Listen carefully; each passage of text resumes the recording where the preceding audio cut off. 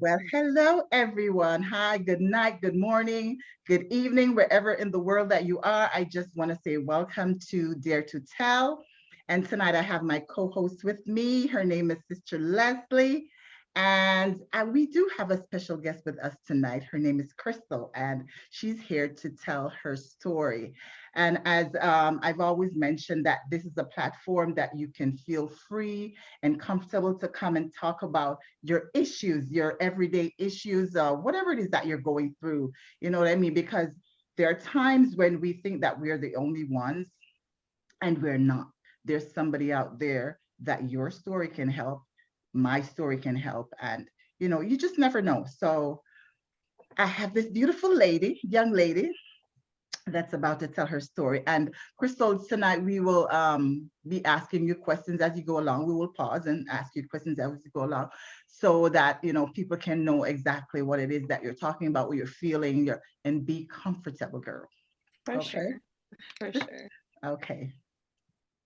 Okay, I'll get started. So, yes, as she alluded, my name is Crystal, and I'm gonna tell a little bit of my story, a little bit about my story and what I've gone through. Um, I'll take you guys a bit back. Um, let's see. Back in 2018, I was really going through something. I was very depressed. I didn't know why, and it came to a point where I just couldn't hide it anymore. I was like doing a podcast with like one of my business partners, and we were going strong. And eventually, it wasn't becoming fun anymore. Not that I didn't want to do it, but my body was just drained. And I Mhm. had to like message her and be like, hey, I don't know what's going on, but I can't do this right now. And she understood, and that was that. So again, I'm still going through this depression. I'm eating whatever, anything, you name it. And if you know me from like, people know me, they know I'm very strict with my food. Not as strict as I am now, Mhm. but I just wouldn't eat fast food every day. But in that time, I was eating McDonald's, I was eating Taco Bell, like you name it. So I was gaining a lot of weight. I was just sad, and there were things I just didn't want to do. So that was 2018. Entering into college, I started my college year. I did broadcasting, radio broadcasting to be exact, Mhm. and it was good. I think that was something that got me going. Obviously, there were days where, again, it was a drag, but again, it just kept me going. It kept me going until, let's say, maybe in 2019, the beginning of 2019, towards the end of my first year, I found myself slacking off because, again, the feeling came back, and I would literally explain to my profs, like, I don't know what's going on. Like, I'm sorry I'm not showing up to class, but I just don't know what's going on. There's something wrong with my arm. Like, I don't know. Like, because I would see like bumps under my arm, but I thought Mhm. they were just like aftershave bumps or like maybe a boil or something. But I wasn't, like, again, I just didn't know, but I just knew I felt weirdness under my arm. I can still move, but it was definitely taking a toll on me on top of what I felt my body was going through. So whatever, thankfully I did pass um that first year after, just pushing myself to finish the work. Mhm. And then I remember in April I had gone to work. I was a manager in retail at the time, and I was the only closing manager, and I wanted to go home. I didn't express it vocally, but Mhm. customers would be like, "You don't look too well. Like, you should go home." And I'm like, "I wish I could." Because again, I was the only closing manager. I remember going into the back, calling my mom. I'm like, "Mom, can you please bring me like Tylenol? Because like I'm in so much pain." And it was like chest pain. I kind of already probably knew what it was, but it was just unbearable at that time. So eventually, cool. Um, I finally get out of there by 10. I go home. I'm sitting down on the couch contemplating. I'm like, should I go to the hospital or should I just sleep it off? And again, in my mind, I think I know what it is, but it's just like I want something to like, um, you know, take away that pain instantly. So whatever. I went to the hospital. I called my girl at the time and I'm like, hey, do you want to come to the hospital with me? Cool. She came with me, and they took x-rays and whatever, and they didn't see anything again. So what I'm alluding to is pretty much, um, during that visit, it was a muscle I pulled because I was feeling chest pain. So I know it was a muscle that I pulled, and it's just unbearable. And they Mhm. said I was fine. They're like, "Oh, it's gonna go away in a few days. Just sleep it off." So cool. My girl at the time, she suggested, she's like, Crystal, you're at the hospital. Why don't you inquire about your arm? Me being stubborn, because like I forgot to mention through that process, I think I went to my family doctor just to inquire about my arm, and they just didn't know what to tell me, right? So I was just like, Mhm. okay. And so that's why when my girl suggested it, I was being stubborn. I'm like, oh, he ain't gonna know what it is. He's not gonna know what it is. And I'm like, fine. So I showed him my underarm. He didn't diagnose me then and there. However, he's like, oh, it's just a skin condition. I'm gonna refer you to a surgeon. So a little relief came, but I'm like, surgeon? Cool, whatever. So I Mhm. had to wait like maybe 3 weeks for this appointment. And I'm getting excited because I'm like, okay, cool, like things are gonna happen and yada, yada, yada, yada, yada. So 3 weeks came and huh, I saw the surgeon and I am so grateful for one of my friends. We're still friends today.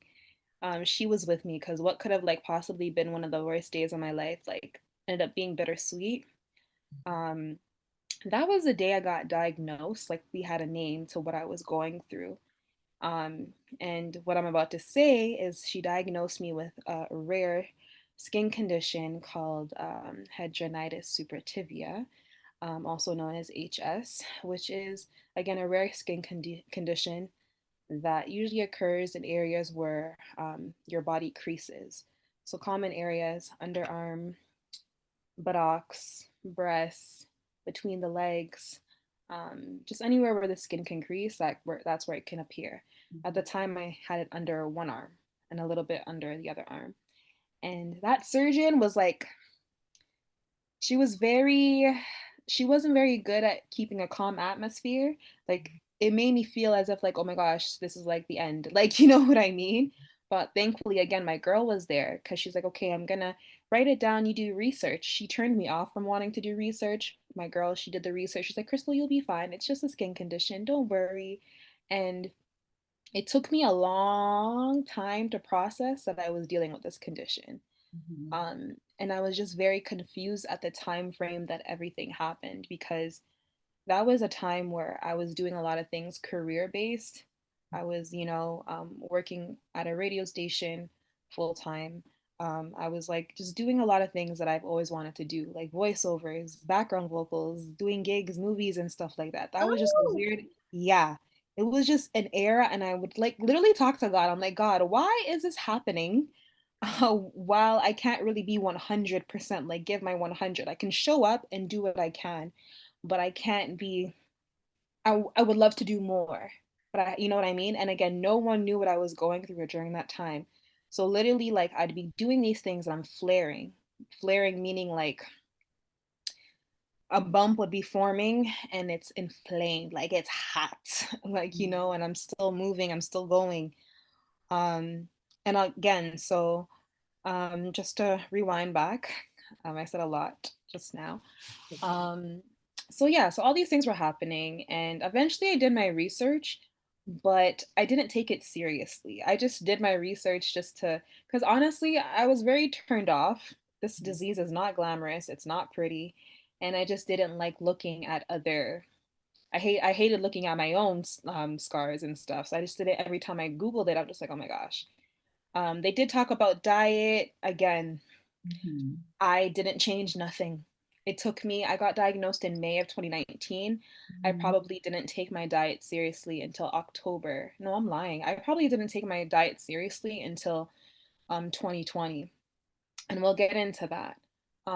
So cool. That summer from May up until I started school again, September, I was just doing a whole bunch of things that I always wanted to do, and it was a great time, bittersweet.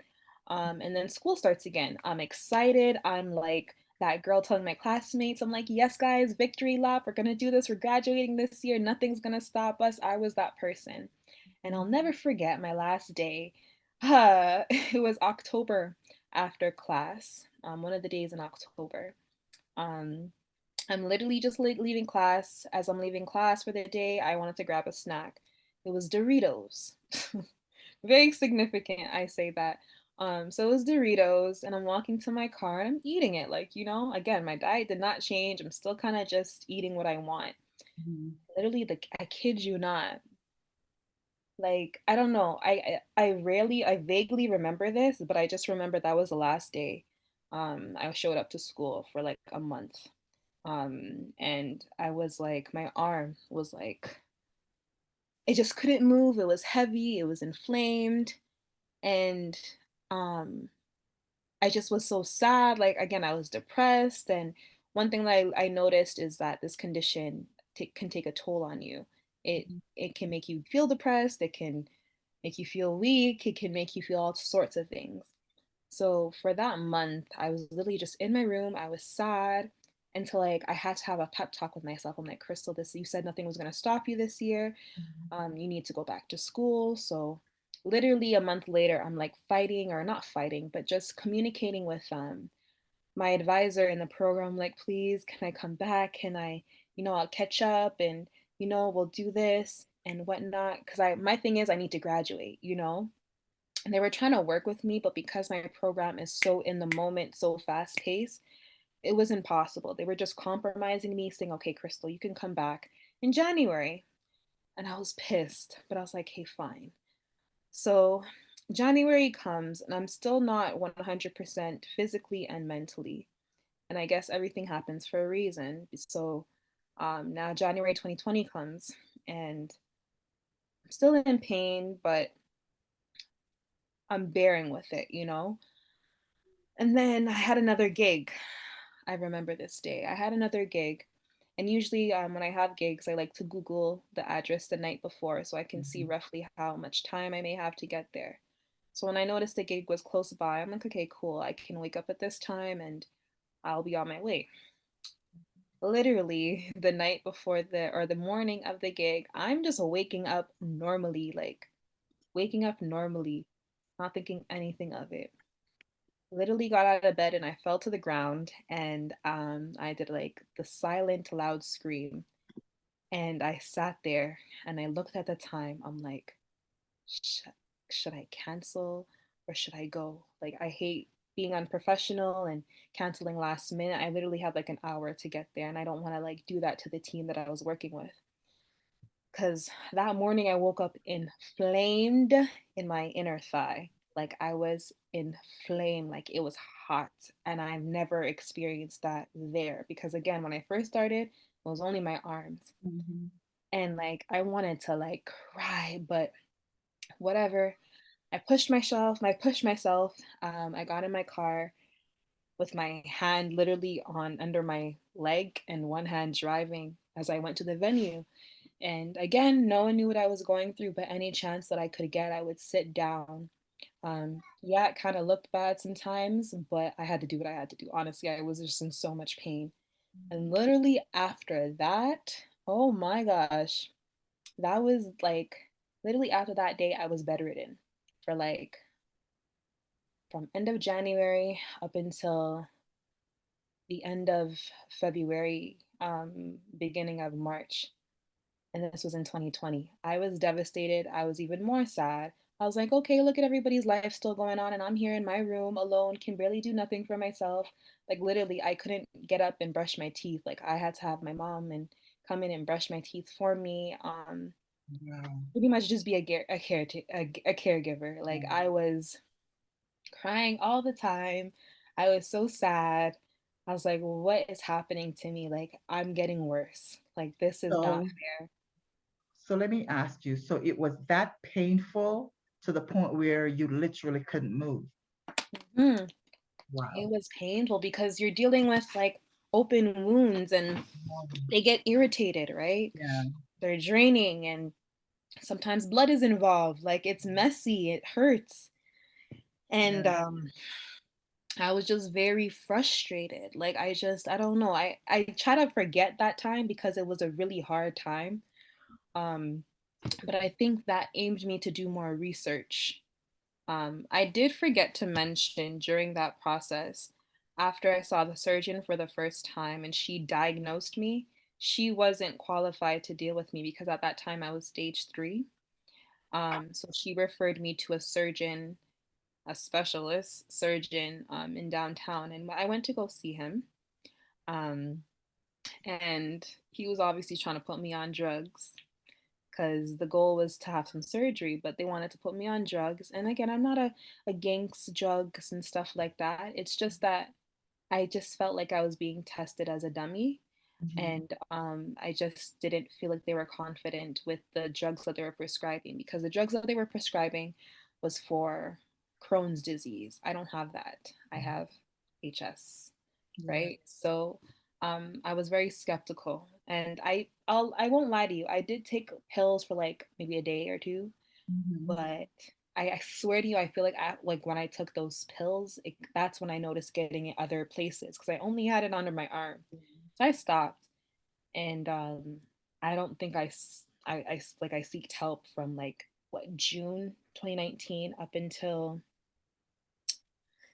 hmm maybe 2021. I'm not too sure.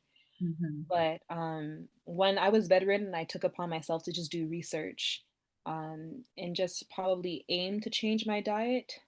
Um, so we'll fast forward. So I was bedridden for a month from end of January up until February, beginning of March. So, I felt well enough to get up and, like go to church or whatnot. And it was great. It was nice. It was nice seeing people. I was happy because I've been so secluded for so long, right?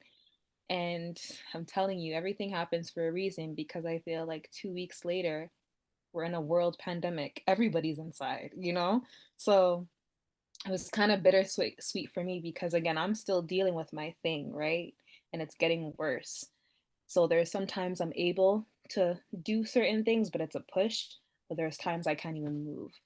And to be honest, though that was the time where, if I didn't feel alone, like I feel like everybody was wanting to talk to somebody.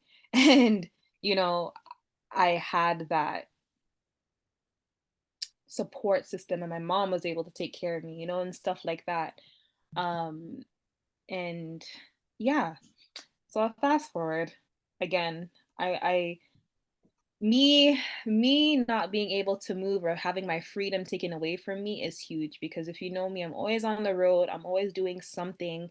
Like, I'm not a homebody at all, okay? So I feel in 2020, although I wasn't 100, I was able to still go out where I can and show up where I can.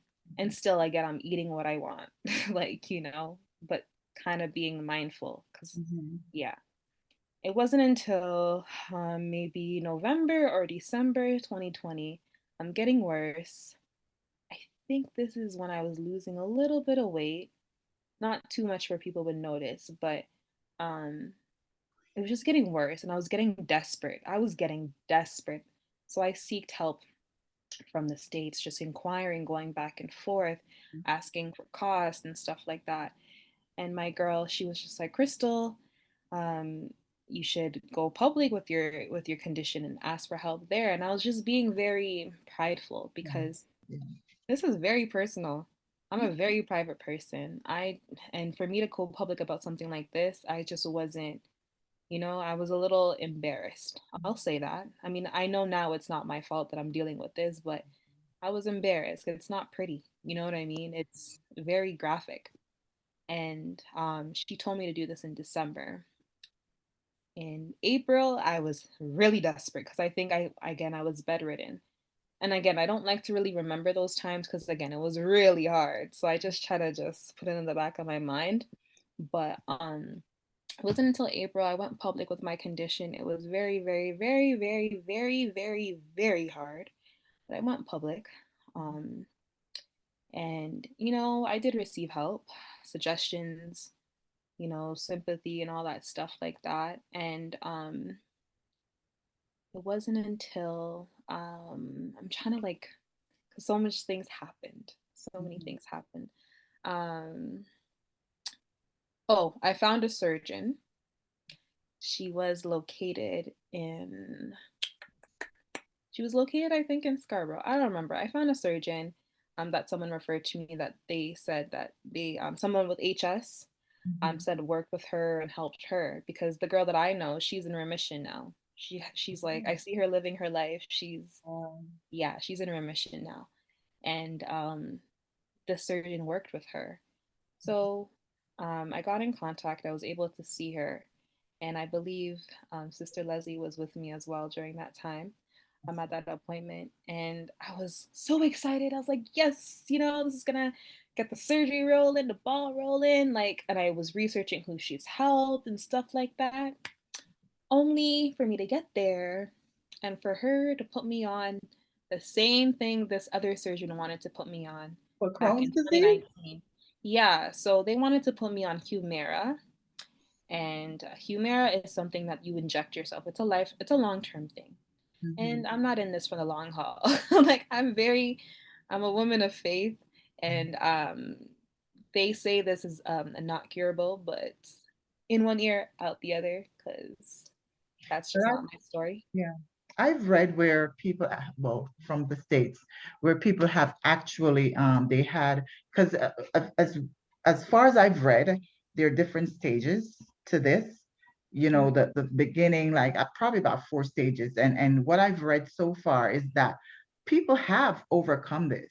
People have, and it's not there anymore. So it can be done.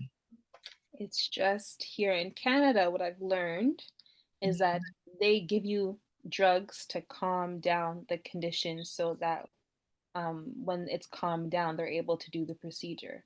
Where in the States, they're very quick to do the surgery. And remember, surgery does not fix anything, it doesn't, but it just makes you be able to live a more comfortable life.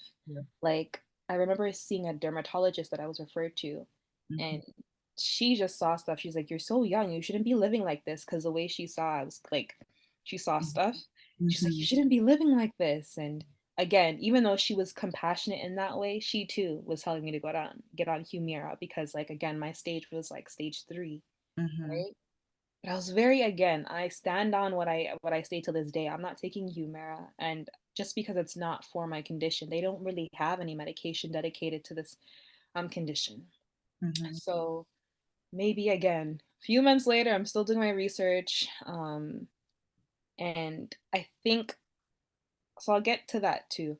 So again, I'm frustrated because it is frustrating. You're going to different doctors, different surgeons, like everybody is telling you to go on drugs, and it's just like I'm not doing that. Like, so there was a just point in time where I just suffered, like, you know what I mean, and just doing being my own doctor.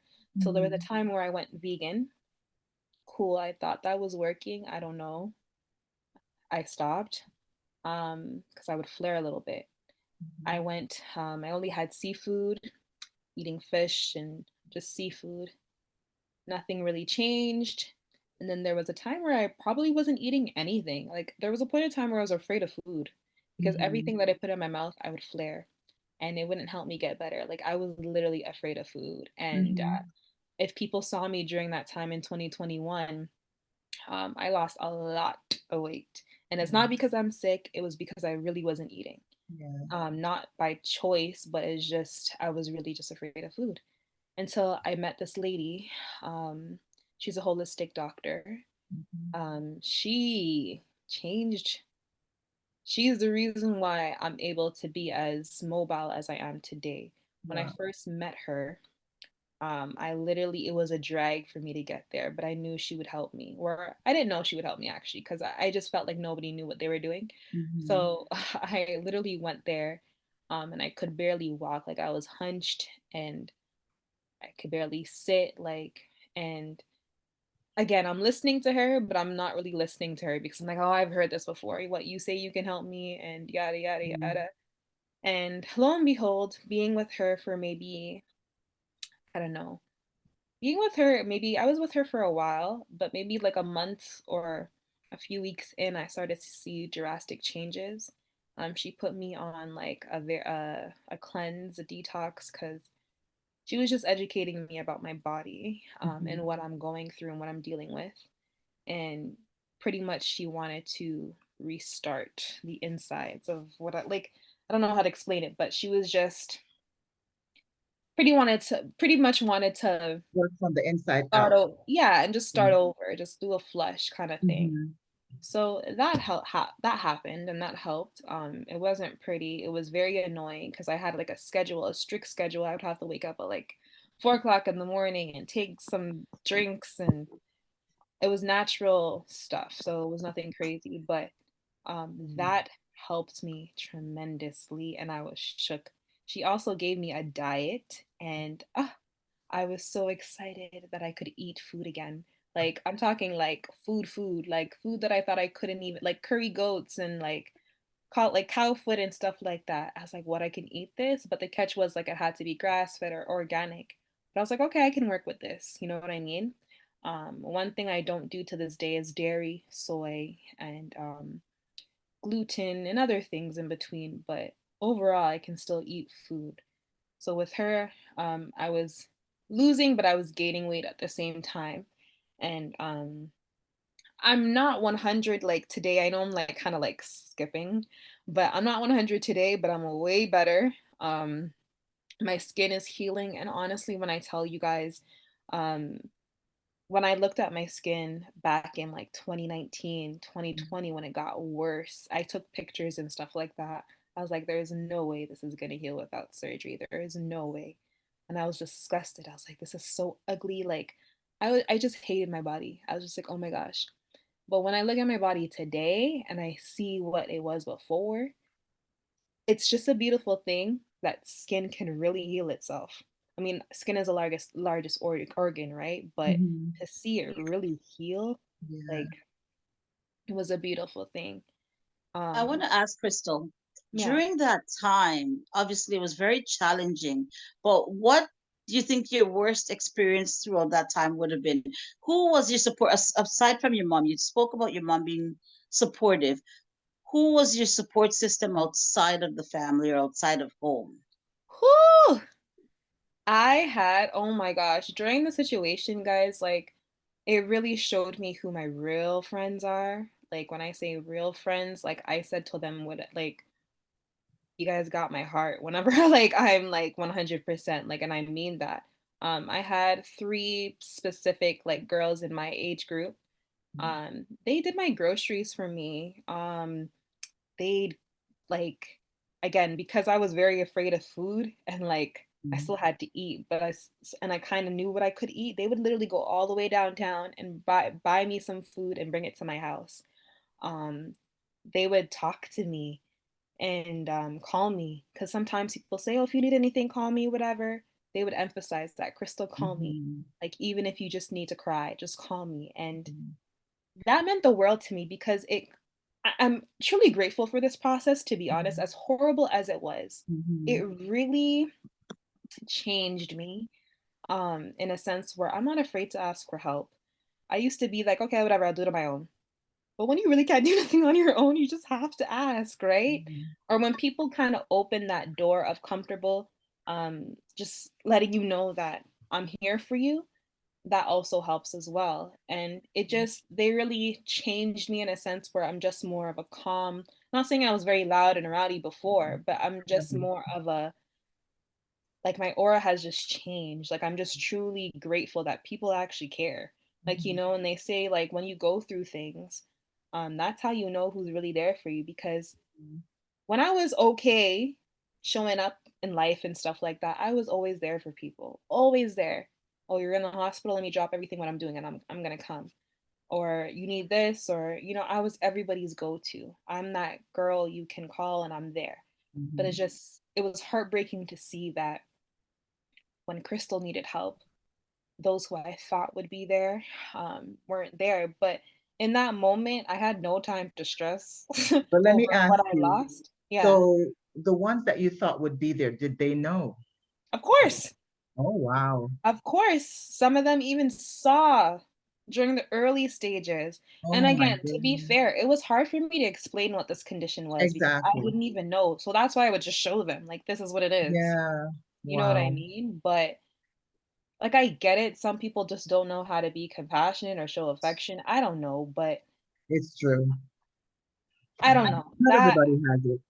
yeah, but I was just I mean, it is what it is. I don't regret anything I've done it for people in the past. Mm. It's just again, when you really go through real life things, it just shows you who's really there for you. And again, Yeah. it made my heart more soft. I've always been a compassionate person, but I really go hard for those who actually are in my corner, who really showed up for me during this time because to be Mhm. alone Yeah. during this time It's not easy. It's not it Yeah. was very depressing, honestly. And I really Mhm. thought there was just no way out. I had thoughts. I was going deep, like literally, like I don't really like to talk about like anxiety or whatever like that, but I was just Yeah. overthinking in my head, just going nuts. Yeah. And I had to find like ways of just calmness, things obviously building my relationship with God and remembering the promise and, knowing that I'm going to be okay and everything happens for a reason. This is my Mhm. story. No Yes, story is ever going to be glamorous.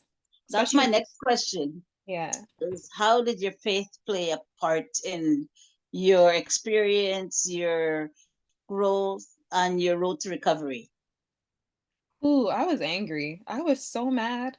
I was like, why is this happening during a time where I'm like energized to be in my career and just start mhm, this life um and just start my life. I was so angry. I was really, really angry, but it was more of a compromise in a sense where I had to go back into my feelings and be like, okay, I know God that, everything happens for a reason. So I'm gonna mhm. write it out.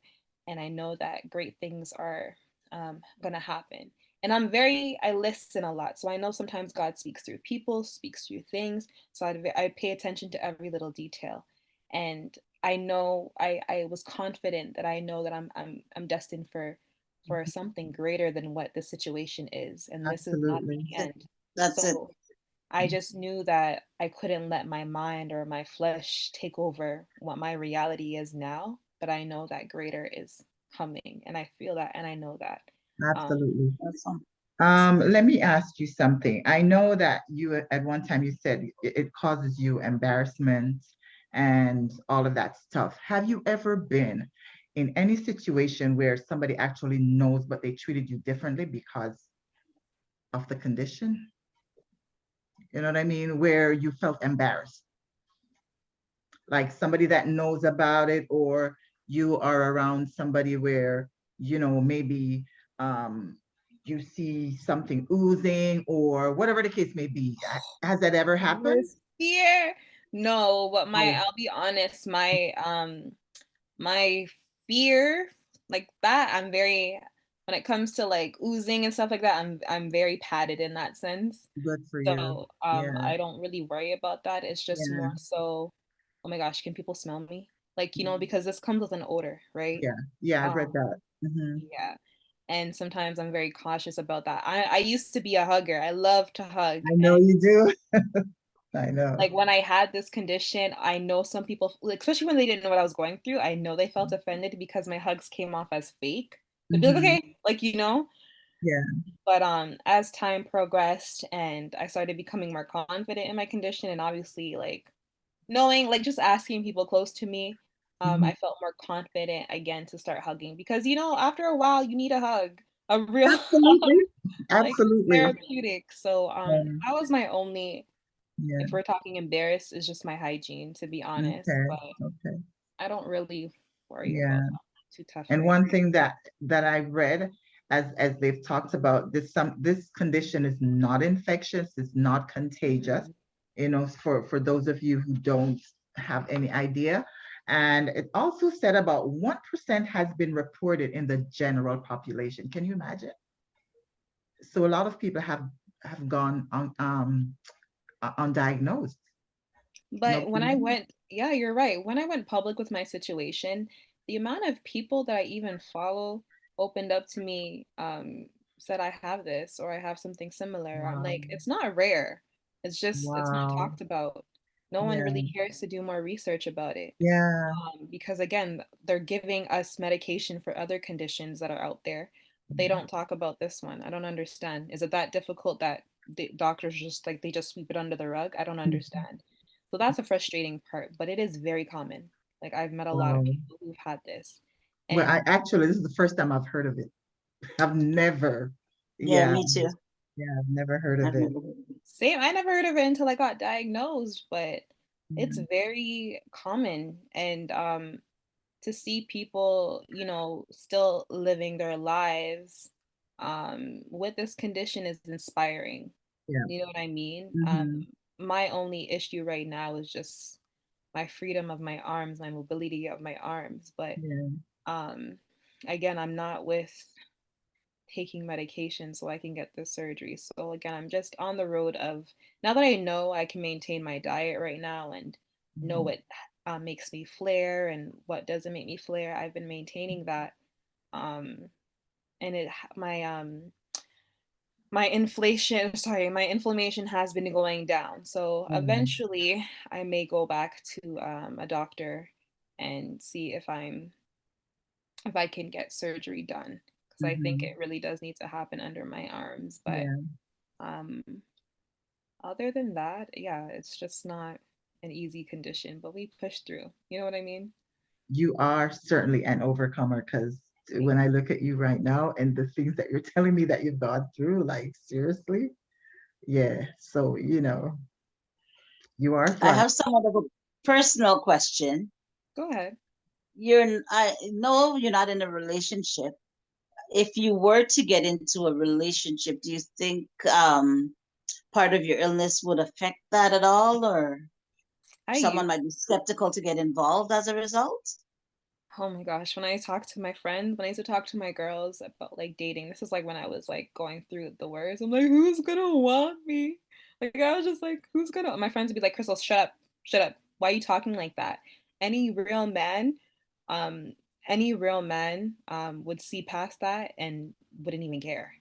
So we need to stop talking like that. And at that time, I mean, I heard what she was saying, but I was just still like, oh, who's gonna want me, you know? But today, where I'm at today, I'm like, I don't really care.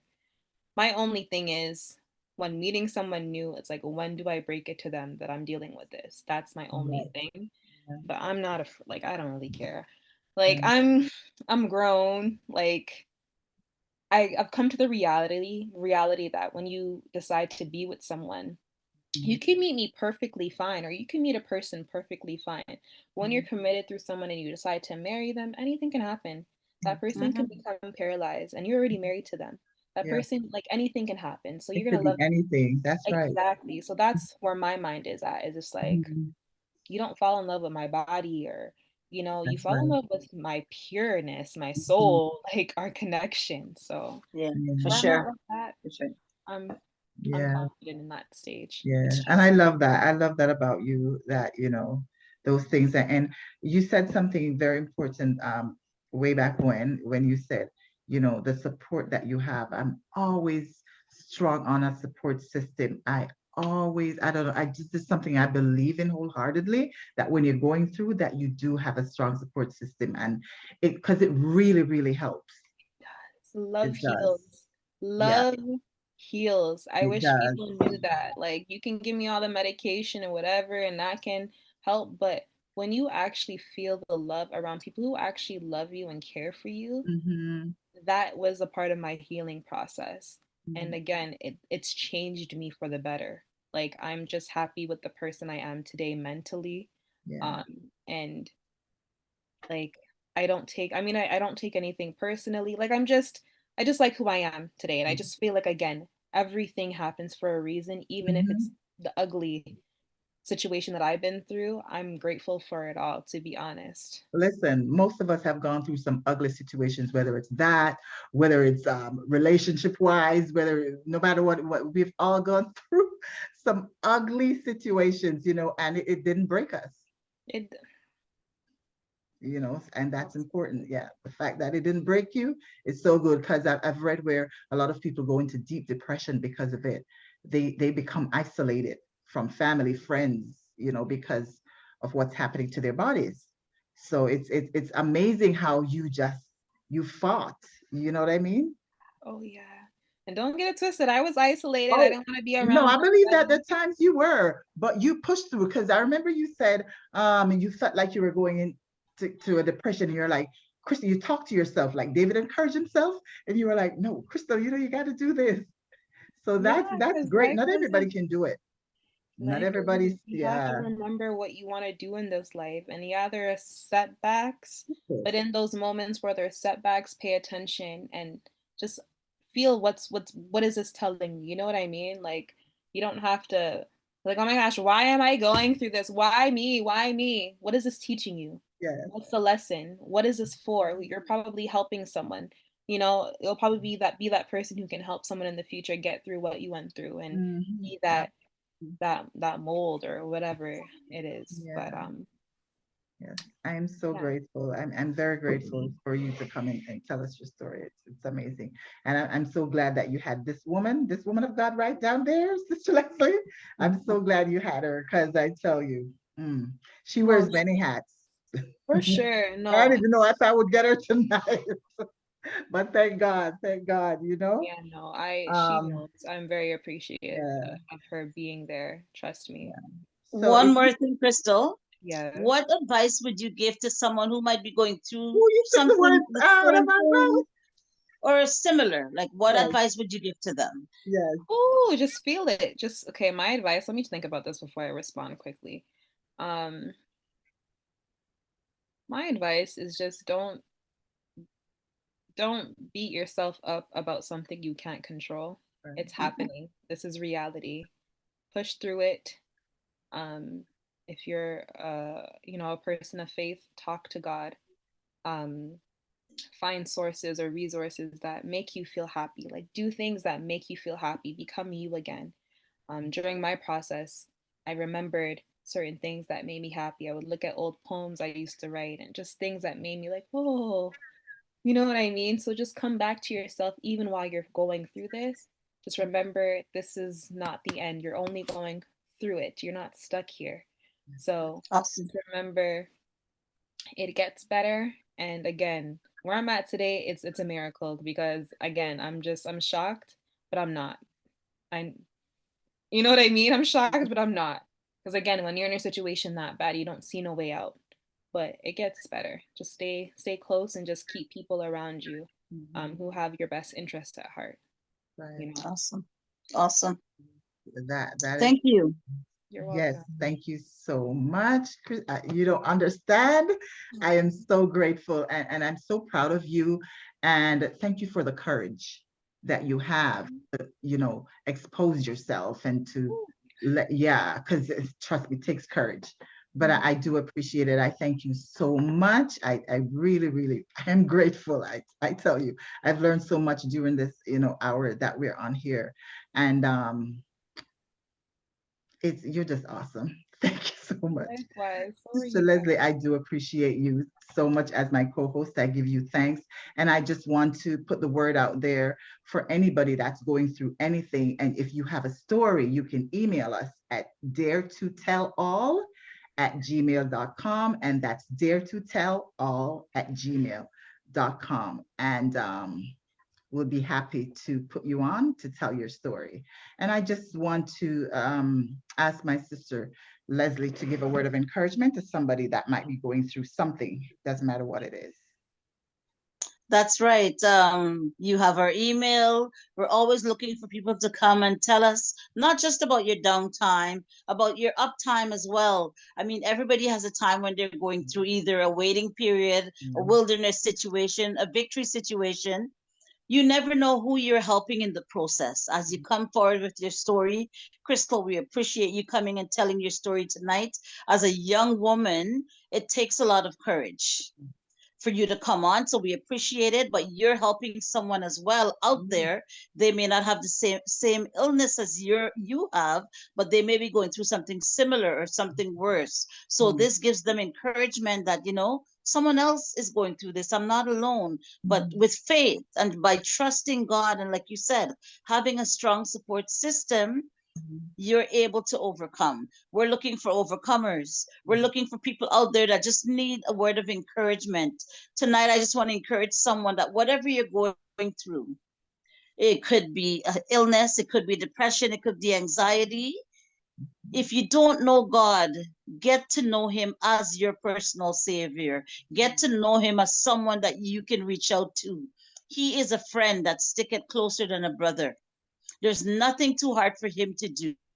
Just reach out, call on him. Even if you don't know how to pray, say, God, I'm in a situation. I need your help. I need help. He will send someone to help you. He will send someone to intercede with you. But with God, all things are possible. And he can save you from the miry clay, whatever darkness you're in, whatever wilderness you're in. all you have to do is reach out your hand, and God is there to help you at all times. Tonight, as we close our broadcast, we thank you for tuning in. And again, we're looking for stories. We're looking for people that want to tell their stories. Maybe you just need help. Reach out to us on Dare to Tell, and we are happy to be of some sort of resource, or we can offer some encouragement to you. Yes. Yes. And that's it. And we just want to say thank you guys for coming on. And we ask that you share this story, you like, and you subscribe to our channel, Dare to Tell on YouTube. Thank you so much and be blessed. Take care. Bye, guys. Good night. Good night, Good night. Crystal. Thank you. Everyone, good night. You're Good night. welcome.